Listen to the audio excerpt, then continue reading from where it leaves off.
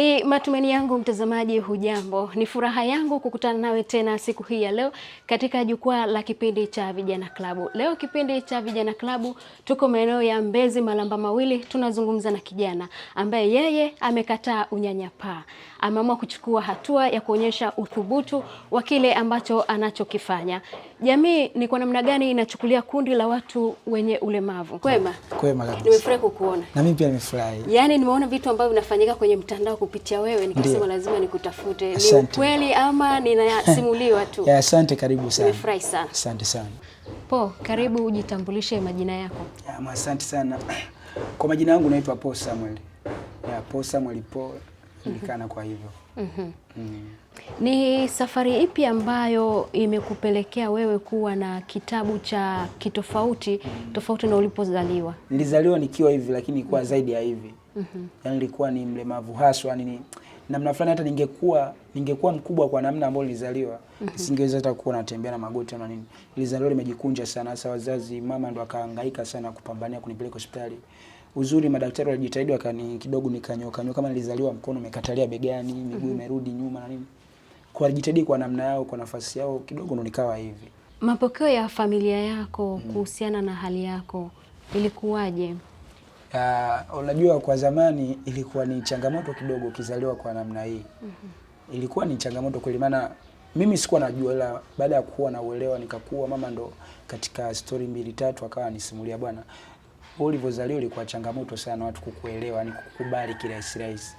Maana wengine mpaka walikuwa na shauri labda tukutelekeze, tukutupe na nini. Ila mama alipambana, alikazania hii swala la kunitunza mpaka nikawa mkubwa, namshukuru sana. Ilikuwa mapokeo hayakuwa mazuri kihivyo, maana zamani ilikuwa na mila za ajabu, mara albino nakatwa mikono, mara ukizaliwa mlemavu ni mkosi na nini utupwe. Kwa hivyo ila mama namshukuru, alishikilia bomba anasema. Yeah. Tuangazie safari yako kielimu ikoje? Okay. Nimesoma darasa la kwanza mpaka form 4. Baada hapo nikawa na ufaulu mdogo. Ikabidi nikasome college. Nikasoma college mambo ya IT, napo sikuendelea sana kwa sababu sikuwa na ada ya kutosha. Nikisoma pale kila course ilikuwa na kila course na ada yake. Yaani kila topic na ada yake. Kwa hiyo nilisoma topic kama 8 tu, kashindwa kuendelea. Tuangalie safari ya Apo ya kutoka alipozaliwa mpaka kufika Dar es Salaam, jiji lenye pilika pilika nyingi. Imeanzaje? Ya, safari ni ndefu, na namshukuru Mungu ananiwezesha. Kwa sababu mimi namshukuru Mungu kwanza, nilivyozaliwa tu kipindi napelekwa hospitali.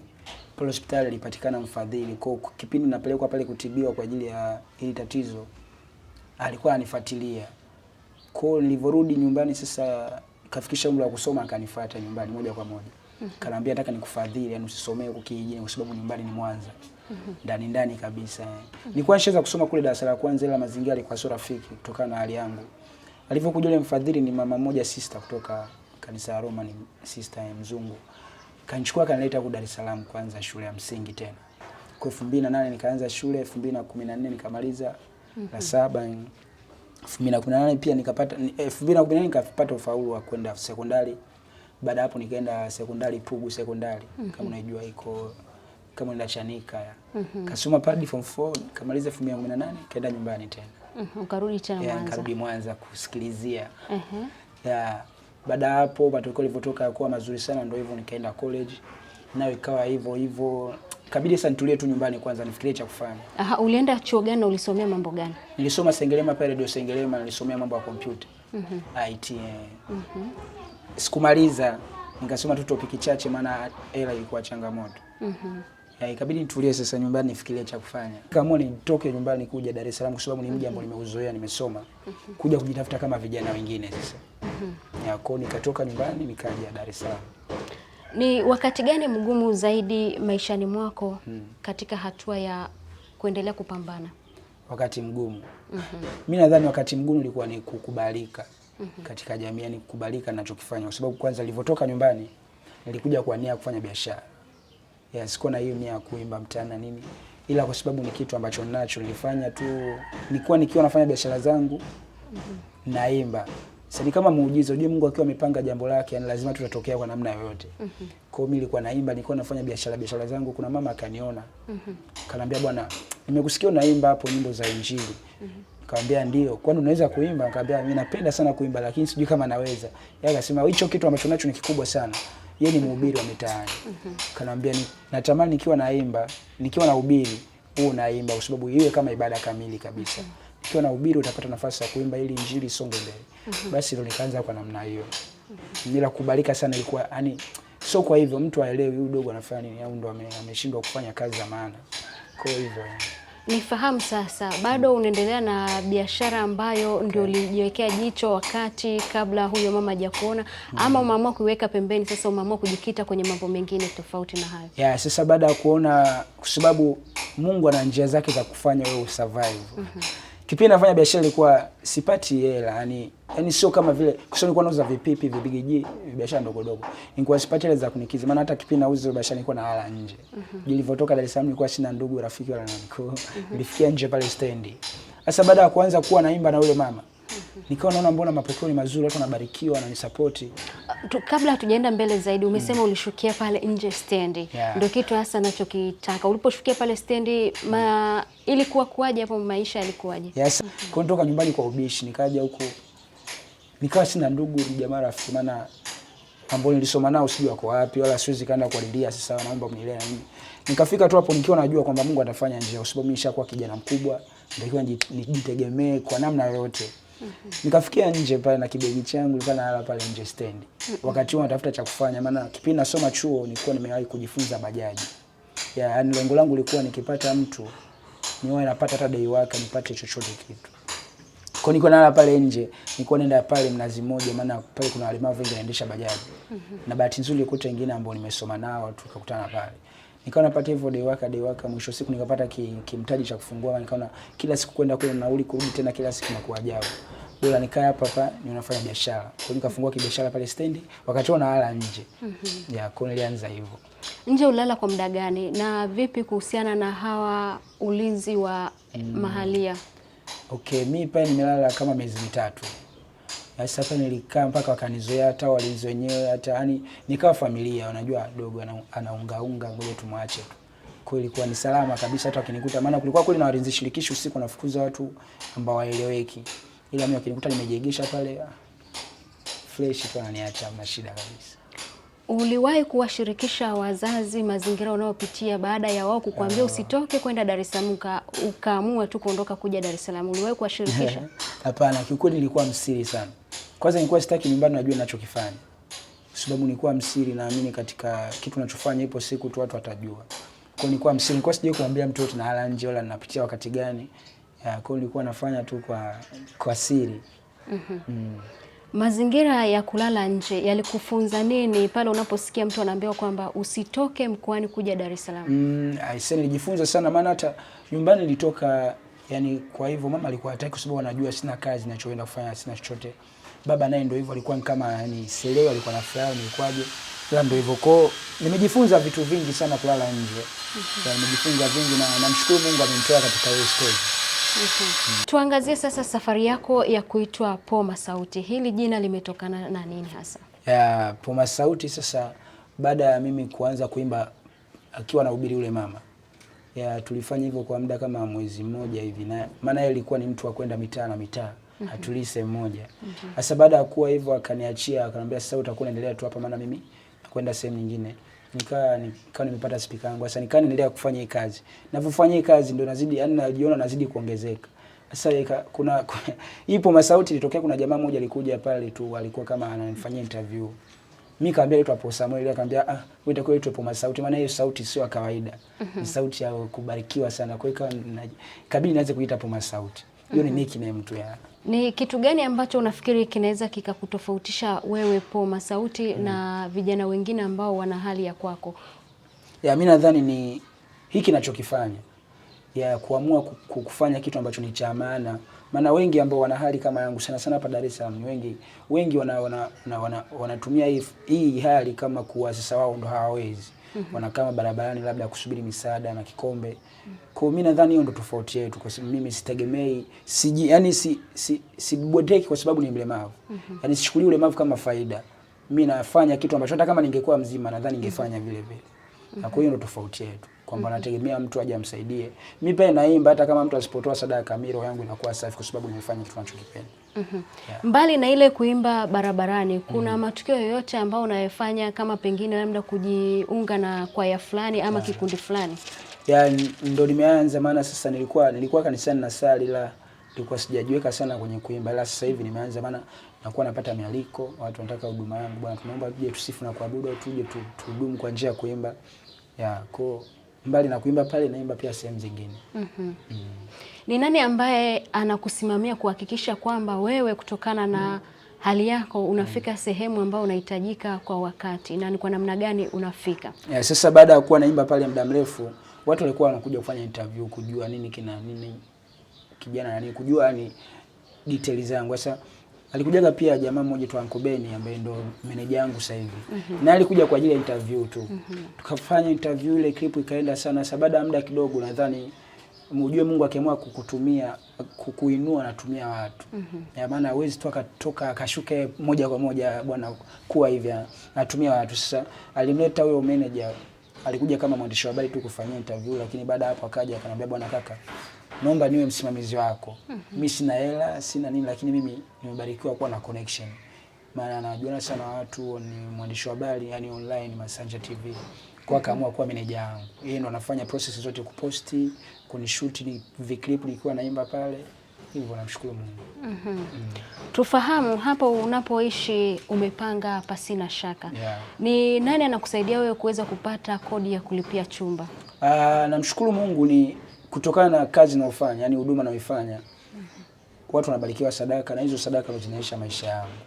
Tofauti na hapo, lakini pia kuna watu wana namba zangu wanakuwa na support kwa namna moja au nyingine. Naomba nikuchangie kodi, naomba nikuchangie labda hela ya maji hivyo. Kwa namshukuru Mungu kupitia hii huduma ambayo naifanya. Hiyo ndo napata pesa ya kuendesha maisha yangu. Ni jambo gani ambalo usingependa watu wakuonee huruma nalo? Watu wasitoe sadaka kwa sababu ya jinsi nilivyo. Watoe sadaka kwa sababu ya ninachokifanya. Hicho ndo sipendi. Hata kuna mtu labda anaweza nikawa nimekaa tu akaja akanipa hela, hilo najisikia vibaya, lakini napokeaga, lakini najisikia vibaya. Yani naweza nikawa nimekaa tu sehemu akaja akanipa hela, yani kwa nini asimpe mwingine anipe mimi? Kwa najisikia vibaya, lakini nashukuru tu, ila sipendagi sana mtu anionee huruma. Natamani mtu afanye kitu kutokana na kitu ninachokifanya. Kama anavyoenda kwenye matukio ya wasanii wengine, anapata burudani, anaamua kuchanga. Na mimi napenda hivyo hivyo. Yaani asitoe kwa sababu huu ni mlemavu. Hiyo mbaya sana, sipendagi. Sipendi mtu anionee huruma. Hakika hilo jina Paul Sauti linasadifu kila ambacho unachokizungumzia, kijana machachari usiyependa kukata tamaa. Pengine labda utupe kionjo kidogo ambacho ukikaa tu kwenye ndoto hata kama umelala unaamini kwamba kinakuwa ni baraka kwako kupitia kila ambacho unachokifanya. Kionjo kuimba. Mimi napenda nyimbo nyingi, ila inaokujaga yote kwenye akili naimba. Naweza kuimba nyimbo moja. Nilijua utafanya ila sikujua ni kwa namna hii. Nilijua utatenda ila sikujua ni kwa namna hii. Na kile umenishangaza, maana sikujua ni kwa namna hii. Kuna watu wanasema kwamba umefanya cover ya wimbo wa mtu. Bila shaka umefanya cover ya wimbo wa msanii Nandy kama sijakosea. Kwa nini umevutiwa kufanya cover ya wimbo wa Nandy na unaruhusa hiyo ya kufanya hivyo? Sasa mimi kwa sababu ninakuwa inspired na nyimbo za watu ambazo zinanibariki pia kwenye maisha yangu. Kwa nafanyaga tu, najua sio kosa maana hata yeye anakuwa proud kusikia mtu anaimba wimbo wake. Kwa anaona yeye inakuwa ni vizuri. Kwa nilifanya wimbo wa Nandy kwa sababu naupenda. Ni wimbo ambao yani unazungumzia tu, ukiusikiliza ni wimbo ambao unakufariji, unakuinua kutoka sehemu moja kwenda sehemu nyingine. Hata kama unapitia changamoto, lakini unapaswa kushukuru. Kwa mimi nilifanya Na alipenda, of course alipenda, kwa jambo jema. Hongera sana. Asante sana. Hakika kwamba wewe ni mwimbaji, ni Paul Masauti haswa. Nashukuru sana. Jivunie na Mungu ataendelea kukubariki. Amin. Sasa tuangazie kwamba ni kitu gani ambacho unafikiri jamii inapaswa kufanya kwa kundi la watu wa aina yako? Mi kwanza nashukuru sana Mungu kwa sababu watu wamenipokea vizuri. Yaani hapa na wimbo mmoja, lakini kabla ya wimbo nikiwa tunafanya hizo cover za watu wanabarikiwa, wanapenda. Wengine wamefanya mambo makubwa sana, ni sadaka kubwa nono. Nimefurahi kwa ninachopenda, ambacho ningependa pia kuzidi kuasisitiza kwamba watakapoona mtu anafanya kitu ambacho ni sahihi kama hivi, au mtu anaweza kufungua biashara, au mtu anaweza akafanya kama hivi anavyomtumikia Mungu, wasupport. Yaani wasisite kusupport au wasijiulize maswali, yaani wafanye kabisa kwa sababu ameamua kufanya jambo jema. Kwa ambacho ningependa watu waendelee kufanya kutusupport. Yeah. Na ni jambo gani ambalo utasikia watu jamii kwa ujumla inafanya kuhusiana na kundi lenu la watu wenye ulemavu kitakuwa kinakurudisha kwenye maumivu ambayo kipindi cha nyuma uliyapitia, lakini sasa umeyasahau, umeamua kusonga mbele? Hiyo naweza kusema kwamba kutunyanyapaa, kututenga. Maana mimi pia nishapitia hizo moment, lakini pia kuna rafiki yangu ambaye nimesoma naye, yeye mpaka ni marehemu sasa hivi. Ni kutokana na ulemavu wake ndio ulipelekea kifo chake. Pole sana. Yaani naumiaga sana na spendi sana yani watu waje kuturudisha kwenye maumivu hayo, kwa sababu sasa hivi dunia imebadilika, watu sasa hivi wameanza kutuelewa, najua hiki hao ni watu kama sisi. Kunisingependa, japo najua sio wote, kuna wengine tu ambao bado wana hizo imani zao za ovyo. Kunisingependa sana waturudishe kwenye hao maumivu, watuchukulie tu kama watu wengine. Maana hata sisi unakuta mimi na kitu kikubwa kuliko hata mtu ambaye ni mzima. Unafikiri sasa ni nini kifanyike kwenu ili muweze kuwa na urahisi wa kuweza kufikia zile ndoto zenu? Tunasemaga tukiwezeshwa tunaweza. Kwa watu tu wakiona kama mimi hivi mnavyonifuata hivi, na ni hapo mnaniwezesha kuona mimi napata wigo kubwa wa kufanya kile ninachokifanya. Kwa watu tu watuwezeshe tu, wakiona mtu jinsi mlemavu au mtu ambaye ana tatizo lakini ana kitu, wamwezeshe. Kuna watu wapo wengi, kuna vipofu na vipaji vikubwa kabisa. Hilo nashindwa wafanyie wapi, nashindwa wafanye nini kwa sababu hawawezeshwi. Maana walemavu wengi asilimia kubwa wanatokea kwenye mazingira magumu sana. Kwa mtu akimwezesha, mimi nadhani tutafika mbali sana. Ni wakati gani mgumu kwako umeshawahi kupitia katika harakati zako za utafutaji wa maisha katika jiji la Dar es Salaam? Wakati mgumu nadhani ni ule wa kulala nje. Kipindi nakuja nimelala nje sana na nimeibiwa sana. Yaani nimepitia changamoto nyingi sana. Nilikuwa ukilala unaibiwa hadi nguo ambayo umelalia. Kwa ni wakati mgumu sana ambao huo ndio wakati mgumu ambao niliupitia. Kulala nje, nilipitia na changamoto nyingi, muda wa mvua. Hauwezi kulala, itabidi ukae tu kwenye hicho kibanda mpaka mvua ikate. Na hata ikikata huwezi tena kulala, maana chini pamelowana. Kwa kulala nje ni wakati mgumu ambao niliupitia. Na mtazamaji, huyu ni Paul Masauti, kijana ambaye amekataa unyanyapaa, ameamua kupambana. Bila shaka umemsikia hata vionjo ambavyo amevizungumza katika kipindi chetu. Ametuimbia wimbo, amefanya cover ya wimbo wa msanii Nandy. Kama una chochote cha kutuambia, tuandikie kupitia namba zetu zinazopita chini ya screen. Lakini pia kipindi hiki utakipata kupitia mtandao wetu wa YouTube kwa kuandika Tumaini_TV, na ukurasa wangu kwa kuandika Strong Lady 03, ama ukurasa wa kipindi cha Vijana Klabu pale Instagram. Tunakwenda mapumziko mafupi, nikirejea nitazungumza na manager wa Paul Masauti, na mwishoni kabisa tutakwenda kumaliza na Paul mwenyewe.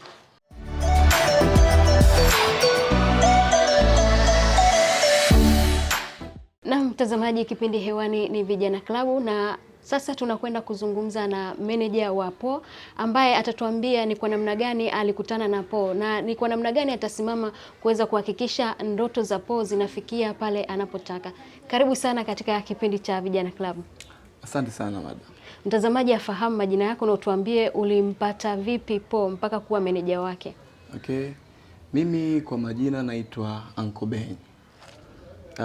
Kuhusu kumpata Paul, mimi nafanya mambo ya habari. Katika harakati zetu za kutafuta habari, nilienda kufanya interview na Paul baada ya kumuona kwenye mitandao akiwa anaimba. Sasa kile kitu kikanigusa sana. Kwenye harakati za kutafuta content, nikamtafuta Paul, tukafanya interview. Mungu akabariki, ile interview ikaenda vizuri. Baada ya kufanya hivyo, kiukweli ule uimbaji wake mimi ulinigusa. vile ambavyo anaimba ulinigusa kweli. Ila nilikuwa nawaza jinsi ya kumsupport. Nilikuwa naona watu wanaenda Mbezi pale wanamsupport sadaka, vitu vidogo vidogo. Lakini mimi nilikuwa natamani nimsupport kwenye engo tofauti, kutokana na mimi Mungu amenibariki kuwa na platform kubwa ambayo nilikuwa naifanyia kazi, lakini pia amenipa na idea nyingi, lakini pia na connection kubwa. Wewe ulikwenda pale kwa ajili ya kutafuta content ya kwenye mtandao wako wa kijamii, ukapatana na Paul, ukaamua kuwa manager wake. Wengi wanachukua tafsiri ya kuwa manager wa mtu fulani ni kwa ajili ya manufaa na si kumsaidia. Hii kwako unazungumziaje? Okay, mimi kwangu ni tofauti.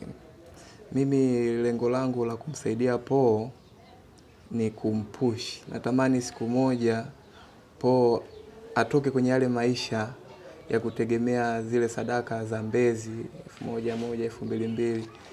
Natamani Paul hichi kipaji chake dunia ijue kwamba Paul anaimba na ana huduma kubwa. So ndio maana nimeamua kumsupport.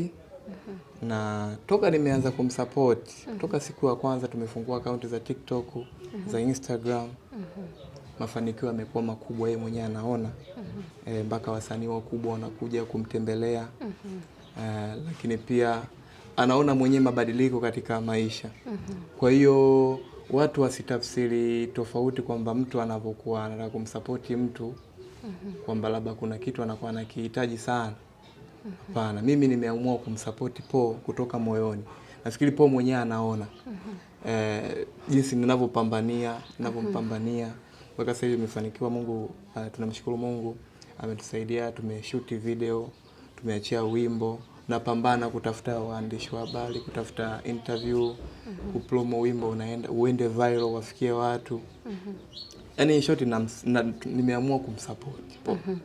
Jukumu la wewe kuamua kuwa manager wa Paul kwa hiari yako lilipokelewa vipi na familia yake na ile jamii ambayo inakuzunguka kabla ya kuwa manager wake? Kwa Paul, mimi niliongea na Paul, sikuongea na familia yake.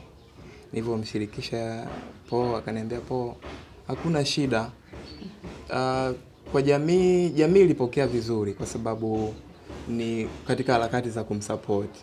Kwenye Biblia kuna story moja, sijui vizuri, lakini inasema kwamba kuna mtu alikuwa amekaa pembeni ya birika anatafuta mtu wa kumweka kwenye chombo tu kwenye birika. Sasa Paul alikuwa amekosa mtu tu wa kumweka kwenye birika. Na mimi naamini Mungu ameleta kwa ajili ya kumweka kwenye birika Paul. Hongera sana Amina. Kwa kujitoa kwa namna hiyo, kama ambavyo umesema kwamba lengo pia la kumsaidia yeye kuhakikisha kwamba ile mitandao yake ya kijamii inaweza kumsaidia angalau yeye kufahamika, lakini pia kujiweka karibu sana na watu. Nifahamu, ni mipango ipi ambayo ulionao zaidi ya kumsaidia Paul, mbali na hiyo kusimamia mitandao yake ya kijamii na kusimamia shughuli zake? Okay, mipango mingine ni ya kimuziki.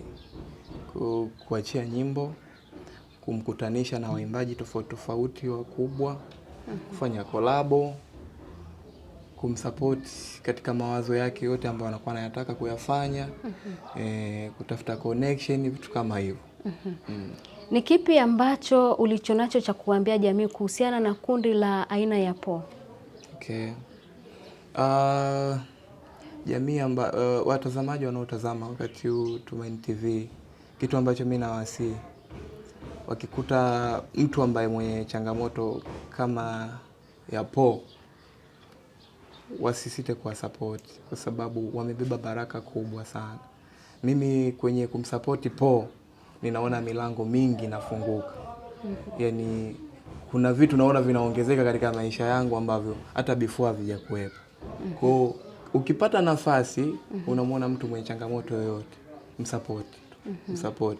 Naamini Mungu atafanya kitu kikubwa sana kwenye maisha yake. Wanasema ukishindwa kumsupport kwa njia ya pesa, unaweza kumsupport kimawazo. Tunashukuru sana kuwepo sehemu ya maisha ya Paul. Naamini kwamba ataendelea kupambana, hata akata tamaa. Nikushukuru sana. Asante sana. Paul, tugeukie kwako sasa. Yes. Ratiba yako ikoje ya kila siku katika kwenda kuimba, lakini pia katika kuendelea kupambana kuhakikisha kwamba unafikia ndoto zako? Sasa mimi baada ya kugundua hii huduma ninayofanya ndo Mungu amepanga niwe napatia hapo riziki. Kwa mimi lazima kila siku nende nikafanye kazi pale ya kuimba. Nikienda asubuhi huwa naenda saa 4 na natoka mida saa 7 au saa 8. Ila nikienda jioni naanza mida saa 10 hadi saa 1 hivi namaliza. Na wakati unaenda lazima uwe na meneja wako? Hapana, yani manager sasa mara nyingi huwa anakuja kwa ajili ya content. Yani nataka kuposti kitu na nakuja. Ila mara nyingi pale si ni sasa nafanya mimi huduma. Kwa hiyo mara nyingi anakuwa naye kwenye mishemishe zake. Na tukiwa salao tunataka tuposti kitu fulani au kuna wengine anakuja ndo nakuwa naye. Yeah. Nikupe nafasi ya kuweza kuchagua wimbo ambao unaamini kwamba huu nikiusikiliza hata kama nikiwa nimelala unanipa matumaini katika maisha yangu. Huo wimbo utapigwa au utapigwa au usijali, tunaupiga. Au uchague wimbo wako. Nyimbo nyingi sana zinazonifanya ni muda wote nisikizela. Naweza kusema wimbo mmoja wa Paul Clement. Ule wa Ahadi. Ule wimbo ni una ujumbe mzito sana ambao hata ukisikiliza hata kama umelala. Kwanza ni wimbo ambao mbele yake kule kuna mchungaji anakumotivate sana. Wimbo wenyewe umebeba maono makubwa sana kwamba ahadi itatimia. Maana ukizaliwa tu Mungu kuna ahadi amekupa. Kuna ile ahadi wewe unaweza usijue au usijue maana yake, lakini ipo siku itatimia. Kwa hiyo ningependa wimbo upigwe kwa ajili ya watazamaji pia kwa ajili yangu. Ni kitu gani ambacho unadhani kwamba jamii ingekufanyia ungeweza kutoka hapa ulipo na kufikia ndoto zako ambazo unatamani uzifikie? Jamii kwanza cha support katika ninachofanya, lakini mtu anaweza kama hivyo anaweza support pesa, anaweza support mawazo. Yaani support yoyote anaweza kanisaidia, hata kwa sababu mimi pia kuimba pale ni huduma. Ila ni kwa sababu bado sijapata cha kufanya, nilikuwa na mpango wa kufungua duka na Nandi alikuja akanisupport kwa kiasi ambacho aliweza. Lakini pia nilikuwa natamani duka ambalo ni kubwa, ambalo sitaki nianze chini kwa sababu Mungu wangu ni wa viwango, unajua Mungu ni mkubwa. Kwa hiyo sitaki kuanza chini, nataka nianze duka complete kubwa. Kwa hiyo natamani kuwa na duka la vifaa vya simu zenyewe, vifaa kama memory card, ya phone, ya pad, vitu kama hivyo. Lakini pia mimi ninaweza kuendesha bajaji. Kisha kujifunza bajaji. Mtu anaweza kabarikiwa tu chukua bajaji hapa. Naweza ngashukuru pia. Pengine labda mtazamaji ambaye ameuiwa kukusaidia kwa namna moja ama nyingine anakupataje? Anaweza kanipata kwa mawasiliano ya kawaida kwa namba ya simu. Namba yangu ya simu ambayo inapatikana kawaida na WhatsApp 0759873197. Lakini pia kwenye akaunti zangu za mitandaoni napatikana Instagram, Facebook, TikTok kwa jina la Paul Samuel. Paul Samuel, lakini kwenye bio pale kwa namba za manager anaweza akampate na manager akaniunganisha naye. Nikushukuru sana. Asante sana, Mungu awabariki. Amina. Na mtazamaji, hayo ndio yalikuwa mazungumzo yetu mimi na Paul Samuel, kijana ambaye amekataa unyanyapaa na kuonyesha jamii kwamba yeye anaweza kufanya chochote. Mtazamaji, kama una chochote cha kutuambia, tuambie kupitia namba zinazopita chini ya screen yako. Lakini kipindi hiki utaweza kukipata pale YouTube kwa kukifuatilia mwanzo mpaka mwisho. Kwako yeye ambaye uliyekosa nafasi ya kukifuatilia, nenda pale YouTube, andika Tumaini_TV, utakipata kipindi hiki. Lakini kupitia mitandao yetu ya kijamii pale Instagram kwa kuandika Strong Lady 03 ama ukurasa wa kipindi cha Vijana Klabu. Lakini pia kama una chochote cha kumwambia Paul, unaweza pia kumpata kupitia namba zake alizotaja na mitandao yake ya kijamii. Nyuma ya kamera alikuwa Dule Billy Evans, la kwangu jina ni Edvesta Tarimo. Nitakuacha na wimbo ambaye amechagua Paul Samuel. Nikutakia utazamaji mwema wa vipindi vinavyoendelea hapa Tumaini Television.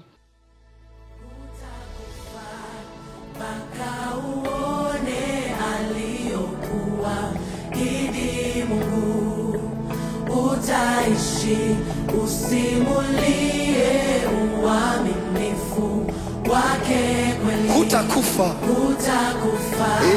mpaka uone aliyokuwa hidi Mungu. Utaishi usimulie uaminifu wake. So hutakufa mpaka uone